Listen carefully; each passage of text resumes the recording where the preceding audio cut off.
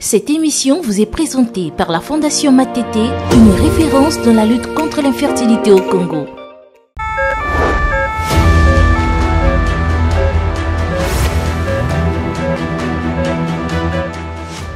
Bonsoir et bienvenue à l'émission Urgence Santé. Sur ce plateau, il est question de la kinésithérapie qui est un art de soigner qui à ce jour demeure encore mal connu du grand public.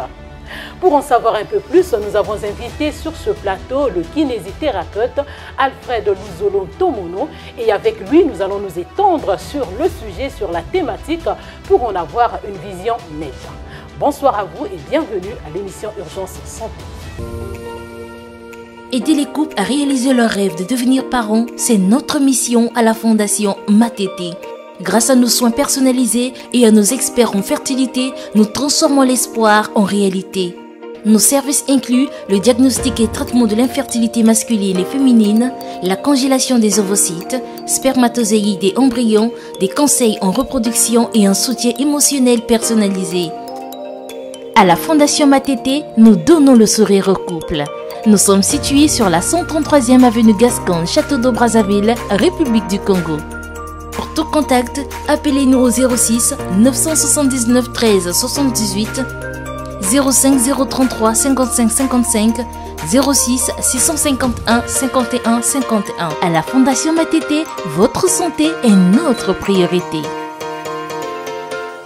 Alfred Luzolo Tomono, bonsoir et bienvenue à l'émission Urgence Santé. Vous êtes rééducateur fonctionnel spécialisé dans la kinésithérapie, c'est bien cela? Bonsoir madame.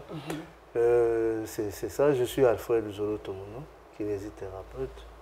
Alors, nous l'avons dit, hein, vous êtes kinésithérapeute, donc spécialiste de la kinésithérapie. Mais il faut noter que cette spécialité est encore, et à ce jour, encore mal connue du public. Pouvez-vous, en quelques mots, nous dire ce que c'est? La kinésithérapie, c'est une spécialité paramédicale qui s'occupe des personnes en situation de handicap, de douleur et autres. Le fait qu'elle soit mal connue, c'est parce que c'est un domaine qui vient en second lieu. Parce que pour venir vers nous, il faudrait avoir une prescription médicale. Donc, c'est l'une des raisons qui fait qu'elle soit mal connue. Mais sinon, il y a certaines qui le savent. Ceux qui viennent, ils sont bien pris en charge. Et cette spécialité donne des résultats vraiment très importants. On va dire que c'est un art de soigner qui se focalise sur le mouvement. C'est exactement cela. Comme le dit kinésithérapie, kinésie signifie mouvement et thérapie, traitement. C'est l'art de soigner par le mouvement. Pourquoi nous disons l'art? Parce que le kinésithérapeute est censé réfléchir comme un artiste.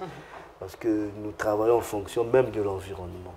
Et parce que l'artiste réfléchit comment? Un artiste peut se réfléchir du coup par rapport à l'environnement, par rapport à une situation, il peut trouver une idée facilement pour trouver la solution à un problème. Vous parlez là de l'inspiration? Oui, de l'inspiration. Donc le kinésithérapeute a toujours de l'inspiration dans son environnement, dans son lieu de travail, soit lorsque nous partons à domicile. Il arrive que vous allez aussi à domicile. Alors, autour de la kinésithérapie, vous avez des branches comme la physiothérapie, la rééducation fonctionnelle. Alors, où se situe le pont entre ces trois expressions, ces trois termes? Le pont entre ces trois, je vais commencer par la kinésithérapie. Comme nous l'avons dit en amont, c'est le traitement par les mouvements. Ces mouvements peuvent être actifs ou passifs. Quand on dit actif, c'est lorsque le patient réalise le mouvement lui-même. Par exemple, un exercice de gymnastique. Mais lorsqu'il est passif, c'est lorsque le kinésithérapeute applique le mouvement sur le patient. Par exemple, pendant une mobilisation ou pendant un massage. Et la physiothérapie, par définition, nous disons que c'est le traitement par les agents physiques. Et parmi ces agents physiques, nous avons l'eau, l'électricité, la chaleur, le froid et les courants électriques. Et lorsque nous utilisons par exemple de l'eau froide, nous avons une technique qu'on appelle la cryothérapie. Ça nous permet de lutter par exemple contre la douleur ou contre l'édème ou bien décontracturer un muscle.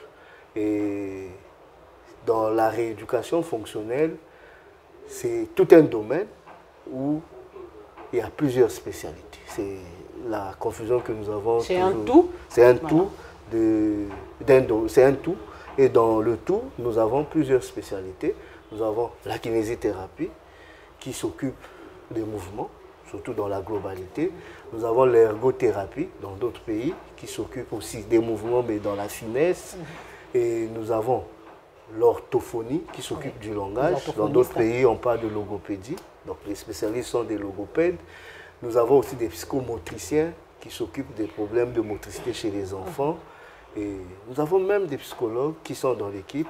Nous avons des appareilleurs orthopédiques qui sont là lorsque nous avons besoin d'un instrument pour compenser un mouvement ou autre, ou bien corriger une malformation ou déformation. Nous avons des appareils orthopédiques qui peuvent corriger, et tout ce monde forme une équipe de rééducation fonctionnelle. Alors je voudrais revenir un instant sur la physiothérapie. Tout à l'heure, vous avez parlé des éléments physiques, vous avez cité la chaleur, vous avez parlé de l'eau, vous avez parlé du courant électrique. Est-ce une façon de dire qu'il y a des techniques qui vont donc utiliser ces éléments-là? Vous avez parlé de la cryothérapie, mais pour le cas de la chaleur et du courant électrique? Le cas de la chaleur, la technique, c'est la thermothérapie. La thermothérapie. Thermothérapie. Et il y a plusieurs. À infrarouge, par exemple, on peut utiliser les ondes courtes, les ondes ultra courtes. Tout ça, ça fait partie de la thermothérapie. Donc, toutes les techniques qui nous produisent une chaleur supérieure à la normale pour un effet thérapeutique, ils font partie de la thermothérapie. Et nous avons l'électrothérapie, où nous avons des électrodes, des appareils avec des électrodes que nous pouvons utiliser pour stimuler soit un muscle ou bien soulager une douleur. Et là, c'est l'électrothérapie. Et en dehors de ça, nous avons aussi des appareils à ultrasons qui nous permettent de faire aussi l'électrothérapie. Et lorsque, comme je l'ai dit, nous utilisons le froid, on parle de cryothérapie. Donc, il y a plusieurs techniques. Alors, si je vous comprends bien, la kinésithérapie est l'ensemble des techniques. Alors, peut-on en savoir un peu plus sur ces différentes techniques? Les différentes techniques de la kinésithérapie sont en deux groupes. Nous avons les techniques de base et les techniques adjuvantes. Les techniques de base, nous pouvons citer le massage, les mobilisations, les immobilisations, les postures, les exercices fonctionnels. Nous avons les exercices de renforcement musculaire, la mécanothérapie et les exercices sportifs adaptés. Nous avons le réentraînement à l'effort. Mais comme technique adjuvante, c'est ce que nous avons parlé de la physiothérapie, qui sont des techniques qui viennent soutenir ceux de la kinésithérapie, qui viennent s'ajouter. Qui viennent s'ajouter. Nous avons la thermothérapie, nous avons la cryothérapie, nous avons l'électrothérapie sous plusieurs formes, parce qu'il y a toute une panoplie des appareils, des instruments pour la physiothérapie qui viennent s'associer à la kinésithérapie pour former toutes les techniques dont le kiné fait usage dans l'exercice de sa profession. Alors, parmi les différentes techniques que vous avez élucidées sur ce plateau, vous avez parlé du massage. Et aujourd'hui, on constate, c'est un constat, que le massage est souvent confondu à la kinésithérapie. On parle même du massage thérapeutique. Est-ce de la kinésithérapie ou bien juste une branche ou juste une technique en tant que telle? Bien sûr, le massage thérapeutique n'est pas une technique, c'est une très belle question. Le massage thérapeutique, c'est l'une des techniques, c'est même la première technique en kinésithérapie. Dans la kinésithérapie. Donc la kinésithérapie, c'est le domaine, c'est la profession. Et chaque profession, il y a des techniques pour chaque profession. Donc le massage, c'est l'une des techniques dont le kiné fait usage pour ses bienfaits, du point de vue musculaire, articulaire et autres. Et le massage permet par exemple de détendre un muscle, de soulager la douleur, de favoriser une circulation sanguine. Mais il y a aussi des contre-indications. C'est comme vous avez dit, massage thérapeutique, là où il y a des indications, il y a toujours des contre-indications. Dans certains cas, le massage peut être contre-indiqué. Dans des cas, par exemple, où il y a une infection, par exemple, après une fracture, il est contre-indiqué. Après un traumatisme direct dont on ne connaît pas la cause, on peut aussi, le massage peut être contre-indiqué dans des cas de cancer, par exemple. Alors, on va évoluer un tout petit peu dans notre entretien. On va essayer d'aller au concret, de façon concrète. quelles sont, si vous voulez, les pathologies qui peuvent nécessiter l'application ou bien l'usage de la kinésithérapie? Qu'est-ce qui arrive pour que la personne se réfère à un kinésithérapeute? Ok. Il y en a plusieurs que je ne saurais On va essayer d'aller à l'essentiel. Mais je vais d'abord citer les grands domaines de la kinésithérapie. En kinésithérapie, nous intervenons, comme nous avons dit, dans tous les domaines de la médecine. Dans tous les domaines de la médecine. Tous les domaines de la médecine que je pourrais citer, nous avons la rhumatologie. Et d'ailleurs, 70 à 80% de nos patients font partie. Et nous avons la neurologie. Nous intervenons dans les pathologies respiratoires, orthopédiques, pour plusieurs malformations et déformations.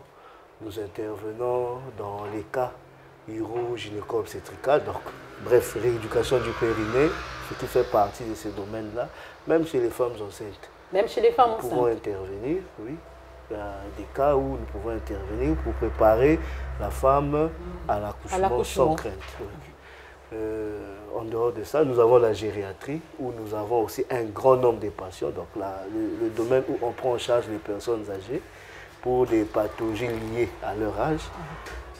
Les problèmes d'équilibre, les problèmes articulaires et bien d'autres. Nous faisons aussi du bien-être pour soulager certaines personnes après un travail acharné. Il veut se détendre un peu pour se faire du bien. Il peut venir vers nous, nous allons intervenir. Ça, ce sont les grandes spécialités où nous intervenons.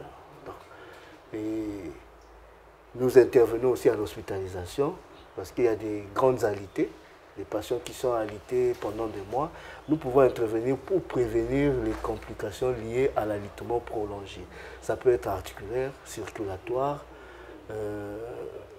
ça peut être au niveau de la peau. Aujourd'hui, on parle souvent des escarres. Ce sont des plaies qui se développent sur les patients que nous pouvons prévenir. Et cet alitement peut aussi entraîner des troubles d'équilibre, d'où parfois on demande le lever précoce, mais certains patients, par rapport à leur cas, ils ne peuvent pas se lever. Nous pouvons intervenir pour prévenir toutes ces conséquences. Donc, on va essayer de résumer, docteur Alfred, on va résumer. Quelqu'un fait un AVC. À ce moment-là, le kinésithérapeute peut intervenir.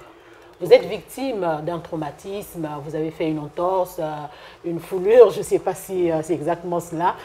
Le kinésithérapeute peut intervenir. Vous avez une lombosciatique, vous avez une lombalgie, tout ça, le kinésithérapeute peut intervenir. Bien sûr, parce que ce sont les motifs de consultation. Je veux bien m'expliquer surtout sur l'AVC. Le kinésithérapeute ne prend pas en charge un AVC. L'AVC se prend en charge à l'hôpital. Et la prise en charge, elle est médicale. C'est le neurologue qui prend en charge un AVC. Et après la prise en charge du neurologue, il prescrit les séances de kinésithérapie. C'est le neurologue qui prescrit. Qui prescrit pour les complications liées à l'AVC, qui est par exemple la paralysie de la moitié du corps que nous appelons une hémiplégie. C'est à ce niveau-là que le kinésithérapeute intervient pour rééduquer les fonctions que ce patient avait perdues pendant sa crise d'AVC. Et pour les entorses, c'est comme je vous ai dit, normalement, les patients viennent chez nous avec une prescription. Donc, quelqu'un qui fait une entorse, étant donné que c'est un traumatisme, il doit commencer voir le traumatologue. Quelqu'un qui a une lombalgie, lombosciatique, doit commencer par voir son rhumatologue. C'est au moment où le rhumatologue jugera important de faire les séances de kiné, il vous fera une prescription et vous viendrez vers nous. Nous allons mettre nos techniques en place pour atteindre les objectifs. Alors, on va marquer une courte pause et on se retrouve juste après. Aider les couples à réaliser leur rêve de devenir parents, c'est notre mission à la Fondation Matete. Grâce à nos soins personnalisés et à nos experts en fertilité, nous transformons l'espoir en réalité. Nos services incluent le diagnostic et traitement de l'infertilité masculine et féminine, la congélation des ovocytes, spermatozoïdes et embryons, des conseils en reproduction et un soutien émotionnel personnalisé. À la Fondation Matete, nous donnons le sourire au couple. Nous sommes situés sur la 133e avenue Gascon, Château d'Eau Brazzaville, République du Congo. Pour tout contact, appelez-nous au 06 979 13 78 05 033 55 55 06 651 51 51. À la Fondation Matete, votre santé est notre priorité. Alors, de retour sur ce plateau, docteur Alfred, nous allons prendre cette question. La kinésithérapie est le plus souvent sollicitée dans le traitement curatif. Peut-on aussi en faire usage dans le cas de la prévention? C'est-à-dire que vous n'avez pas mal, vous n'avez rien du tout, vous voulez juste avoir du bien-être et tout. Bien sûr. Elle est très importante dans la prévention parce que la prévention a plusieurs volets. Premièrement, aujourd'hui, nous avons d'abord l'éducation sur l'hygiène de vie, dans les gestes et postures, dans la vie professionnelle ou à domicile. C'est de l'éducation que nous donnons aux patients qui peut les aider à prévenir plusieurs maux. Par exemple, une lombalgie, une cervicalgie ou autre. En dehors de ça, les patients peuvent venir chez nous. Après, comme j'avais dit, une semaine où il a beaucoup travaillé, il peut venir vers nous pour se sentir un peu bien, le bien-être. Le bien-être. Oui, on peut le soulager. Il y a certains qui peuvent venir chez nous. Nous avons un programme des activités physiques adaptées. Et dans ce programme, nous prenons en charge les patients. Ils ont déjà une pathologie, mais nous agissons pour prévenir les conséquences de ces pathologies. De cette pathologie. Par exemple, l'obésité. Nous pouvons travailler avec les obèses pour prévenir les conséquences de l'obésité. Par exemple, les hypertendus, les diabétiques, les personnes âgées, d'où nous avons toujours tendance à croire qu'ils doivent se reposer. Non, ils doivent être actifs. Donc, même les hypertendus doivent être actifs. Bien sûr. Alors que la tension est déjà élevée, ils doivent encore être actifs. Bien sûr, ils doivent être actifs. Parce que et pourquoi? Quand vous vérifiez la physiopathologie de l'hypertension, c'est lié à la circulation sanguine. Donc, les exercices que nous allons mettre en place chez le patient permettront d'améliorer sa circulation.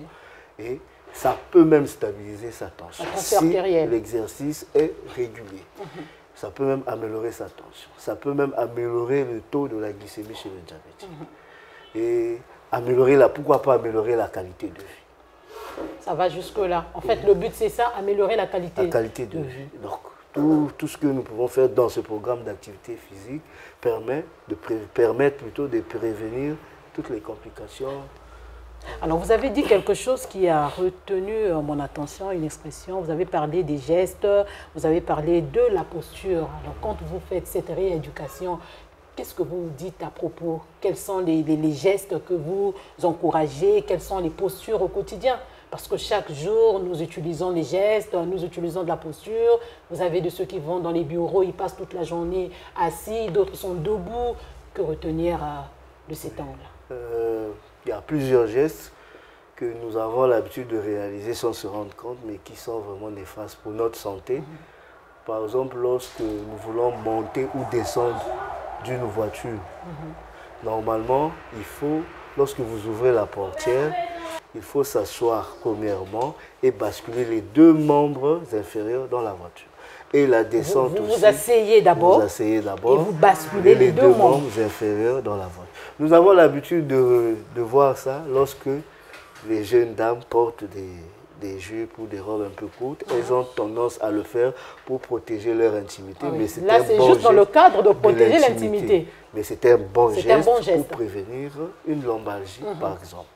Pour prévenir une cervicalgie, on peut vous donner des conseils, adapter par exemple la hauteur des écrans de votre ordinateur ou de votre téléviseur. Quand vous parlez de cervicalgie... c'est la douleur au niveau du cou. Oui, la douleur au niveau du cou. Au niveau du cou. Donc la hauteur de l'ordinateur au bureau ou de la télévision à la maison joue de beaucoup. Ouais. Aujourd'hui, nous avons des télés qui sont basses, c'est très dangereux. Hautes aussi, c'est pire. Donc, il faudrait que la télé soit en face de vous lorsque vous êtes assis dans votre salon. C'est aussi, pour la cervicalgie, c'est aussi mauvais de s'asseoir, par exemple, de côté, regarder la télévision dans ce sens-là. Il faudrait être en face de votre écran. Vous pouvez essayer de faire ce mouvement pour aider le public qui nous suit. Vous êtes en face, la télé est de quel côté? Vous faites quel mouvement? Votre télévision est là, vous devez vous asseoir là, pour regarder la télévision. Mais nous avons dans nos maisons des canapés un peu partout. Vous avez l'écran là, par exemple. Vous avez tendance, vous vous asseyez dans cette position et vous regardez. Donc c'est juste le cou qui s'incline. Oui. Et déjà là, il y a un groupe de muscles qui se contractent, il y a un qui s'étire. À la fin, ça peut vous provoquer une cervicalgie ou une torticolis. Parce que ça, ce n'est qu'un mouvement et non une position. Une position anatomique normale demande que le cou soit bien droit. Lorsque nous utilisons nos téléphones portables pendant des heures, pendant des minutes, nous devons faire le nécessaire de rapprocher l'écran en face de nous. Et lorsque nous faisons ça pendant longtemps, attendez-vous à avoir une cervicalgie. Docteur, donc le mieux serait d'avoir son téléphone. Par exemple, on va prendre un téléphone, on va prendre un téléphone pour mieux illustrer. Par exemple, j'ai mon téléphone, je suis assis quelque part pendant longtemps. Quand je fais ça, je suis en face de mon écran. Et là, c'est le bon geste. Ça, c'est le bon geste. Mais ce qui est très dangereux, c'est lorsque je reste pendant longtemps comme ça.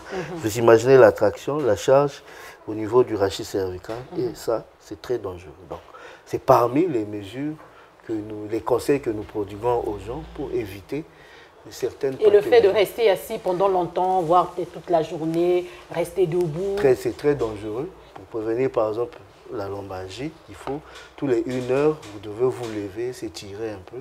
Parce que lorsque vous restez longtemps assis,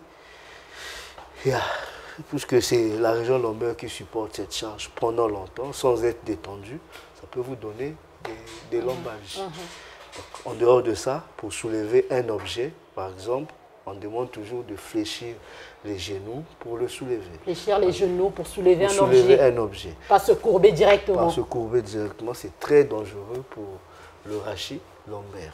Ça peut vous entraîner plusieurs pathologies. Quand on dit mal de dos, ce n'est qu'un symptôme. Mais en dehors du mal de dos, ça peut nous donner plusieurs pathologies. Il y a des hernies discales, l'arthrose, on parle aussi, dans certains cas, on voit des cas de spondylolisthésis. Donc il y en a plusieurs. Le mieux serait toujours de voir son thérapeute. Certainement, on trouvera un temps pour en faire toute une émission parce qu'il y a tellement de choses à dire, des choses très importantes. On va prendre quelques questions avant de mettre fin à notre entretien. Docteur, vous l'avez dit, hein, la kinésithérapie joue de beaucoup ou a un grand rôle à jouer dans l'amélioration de la qualité de vie. Alors, nous avons aussi constaté que lorsque les patients consultent les kinésithérapeutes, il y a donc un programme qui est mis en place, il y a des exercices qui sont conseillés. Et ce qui se passe, c'est que quelques jours suffisent pour que le patient se retire, arrête de consulter le kinésithérapeute pour finalement travailler seul à la maison. Est-ce qu'il y a un danger à ce genre de comportement? Oui, bien sûr. C'est toute prise en charge en kinésithérapie, il y a toujours une estimation du nombre de séances. Et c'est comme j'ai dit, souvent nous recevons des prescriptions. Le rhumatologue juge, par exemple, que vous puissiez faire 15 séances. Vous arrivez vers nous, à la 6e séance, vous arrêtez. Par exemple, nous dans nos techniques, nous traitons en fonction. Il y a des techniques qui viennent même parfois parmi les 3 dernières séances que vous n'avez pas fait. Est-ce que nous allons atteindre des objectifs? Parce que dans chaque cas, il est différent. Chaque cas, nous fixons des objectifs que nous devons atteindre. Donc, nos techniques sont utilisées en fonction de ça. Donc, les premières techniques, par exemple, comme vous êtes venu, votre motif de consultation, c'est la douleur. Les premières techniques ont servi qu'à soulager la douleur. Mais en dehors de la douleur, vous pouvez avoir une faiblesse musculaire que nous avons jugée commencer à renforcer, par exemple, à la 10e. Mais lorsque vous vous arrêtez à la 6e séance, à la 6e séance, par exemple, les objectifs ne seront pas atteints et il y aura des récidives. Je crois que les jours à venir, vous reviendrez vers nous pour dire que ça ne va pas et tout. Donc, le mieux serait d'aller toujours jusqu'au bout parce que nous évaluons nos patients par des bilans au début. Nous fixons des objectifs, un programme de traitement et à la dernière séance, nous essayons de réévaluer pour voir si nous avons atteint nos objectifs. Lorsque nous avons des prescriptions, nous faisons toujours le rapport et le seul décideur du patient, c'est son prescripteur. Donc, nous faisons toujours un rapport que le patient doit ramener chez son médecin prescripteur qui à la fin, jugera bon de continuer ou d'arrêter. Mais lorsque vous arrêtez vous-même, Je pense que c'est l'ignorance. Alors, autre chose, il y a aussi de plus en plus des exercices de maintien qui sont comme ça mis sur les réseaux sociaux et toujours dans le motif ou dans le but d'avoir le bien-être. Les gens vraiment en font usage. Est-ce que c'est mal faire? Est-ce qu'il faut toujours avoir l'avis du spécialiste? Ou est-ce qu'on peut se lancer comme ça à la maison et puis faire ces exercices sans pourtant avoir l'avis du médecin? Bien sûr, madame. Raison pour laquelle aujourd'hui nous avons beaucoup de blessures des sportifs. Beaucoup de gens viennent vers nous parce que je me suis blessé pendant que je faisais mon sport à la maison. Donc, je l'ai toujours dit, il faudrait consulter avant de commencer votre programme. Même lorsqu'on nous conseille de faire du sport ou des activités physiques, il faut toujours consulter un spécialiste qui va voir votre cas, qui pourra vous orienter pour éviter certaines conséquences. Par exemple, d'autres font des exercices sportifs à la maison sans s'échauffer, par exemple. Et à la fin, vous verrez qu'il y aura parfois des blessures, certaines conséquences. Il y a aussi des mouvements. Il y a de ceux qui piquent même des crises en plein sport, on ne sait pas ce qui s'est passé, il est tombé et puis bon, voilà. Bien sûr, puisque tous les facteurs avant de commencer l'exercice n'ont pas été évalués. Parce qu'on peut évaluer par exemple votre pulsation pour connaître le niveau, qu'est-ce que vous pouvez faire. Il y a tout un programme, il y a des calculs même que nous faisons pour savoir pour tel exercice, votre battement cardiaque peut travailler jusqu'à quel niveau. Pour tel exercice, par exemple, je prends l'exemple des mouvements. Nous connaissons, par exemple, les mouvements de chaque articulation. Mais vous pouvez faire des faux mouvements pendant les gestes, pendant que vous travaillez. Même les grands sportifs du monde ont des kinésithérapeutes, ont des coachs, ont des préparateurs physiques qui travaillent avec eux pour éviter les complications liées au sport. Alors, nous allons prendre cette question. Pour qui est recommandée la kinésithérapie? Je vais m'expliquer. Est-ce que n'importe quelle personne peut vous consulter à n'importe quel moment ou bien il faut qu'il y ait toujours une prescription médicale d'un certain spécialiste pour venir voir le kinésithérapeute? La prescription, c'est lorsque c'est vraiment un cas pathologique. Lorsque vous avez dit, à cause de ma douleur par exemple, je dois me rendre à l'hôpital, c'est là où il y a une prescription. Mais quelque part, nous avons dit que quelqu'un peut venir pour le bien-être. Donc, bref, la kinésithérapie est conseillée à tout le monde. À tout le monde. De 0 à XH. De 0 à XH. Je dis bien de 0. Même la première semaine de la naissance, un enfant peut bénéficier des séances de kinésithérapie. Je m'explique. Après un accouchement, un enfant peut subir une conséquence. Il y a une paralysie que les enfants naissent avec. C'est même fréquent aujourd'hui qu'on appelle la paralysie obstétricale du plexus brachial. Et à sa première semaine de la vie, comme on dit en kinésithérapie, la meilleure, c'est la prise en charge précoce. Cet enfant peut se retrouver vers nous. Par exemple, dans le cas des pieds beaux, à la naissance, c'est une malformation qu'on découvre à la naissance. Donc, on peut nous orienter ces enfants-là. Donc, dès les premiers âges de la vie, on peut les prendre en charge. Vous pouvez remarquer l'enfant à l'âge où il devait peut-être marcher ou aller à quatre pattes, il ne le fait pas. Vous pouvez venir vers nous. Nous allons évaluer l'enfant et mettre nos techniques en place pour essayer de redonner à l'enfant ses capacités perdues ou qu'il n'a pas acquis comme tel. Et ça marche, docteur? Vous arrivez à rattraper ces enfants? Très bien, ça marche. Plusieurs enfants. C'est parmi le domaine où je m'implique beaucoup de plus parce que j'ai toujours des bons résultats. Et surtout le pied beau, il se corrige totalement.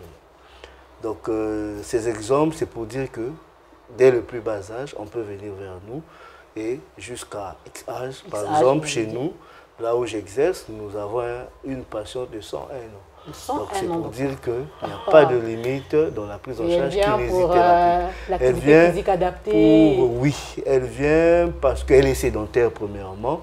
Donc elle vient vers nous pour que nous puissions essayer un peu de l'aider à améliorer sa qualité de vie. Donc nous faisons des mobilisations autres, quelques exercices pour qu'elle soit vraiment active. Surtout avec cette période de la saison sèche. Donc, et à 101 ans. 101 ans. Alors docteur, nous arrivons à la fin de notre entretien. Un message particulier ou peut-être un conseil à donner au grand public. Le message, la kinésithérapie aujourd'hui occupe une grande place dans la médecine. Et lorsque vous avez votre prescription, vous êtes orienté, allez-y, consultez, allez-y parce que la kinésithérapie a vraiment des bienfaits. Comme on dit à la fin, le but, la fin, c'est la réinsertion sociale. Vous donnez votre autonomie. Parce que nous prenons en charge les fonctions perdues. Donc la kinésithérapie fait vraiment du bien. Et lorsque vous avez une affection où on vous fait une éducation sur l'hygiène de vie par exemple, mettez en place, mettez en pratique pour éviter des récidives ou d'autres complications. Docteur, merci. Je vous en prie. Alors ça a été un réel plaisir de vous avoir sur le plateau de l'émission Urgence Santé. Vous êtes docteur Alfred Luzolo-Tomono et je rappelle que vous êtes rééducateur fonctionnel spécialisé dans la kinésithérapie. Urgence Santé, c'est fini pour aujourd'hui. Merci de l'avoir suivi. Bonne suite de programme sur Lux Télévision.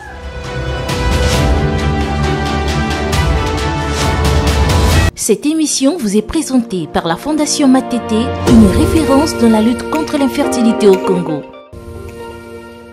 Aider les couples à réaliser leur rêve de devenir parents, c'est notre mission à la Fondation Matete.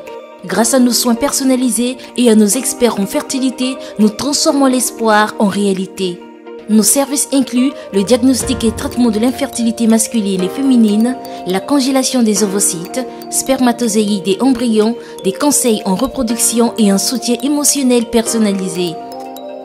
À la Fondation Matete, nous donnons le sourire au couple. Nous sommes situés sur la 133e avenue Gascon, Château d'Eau Brazzaville, République du Congo.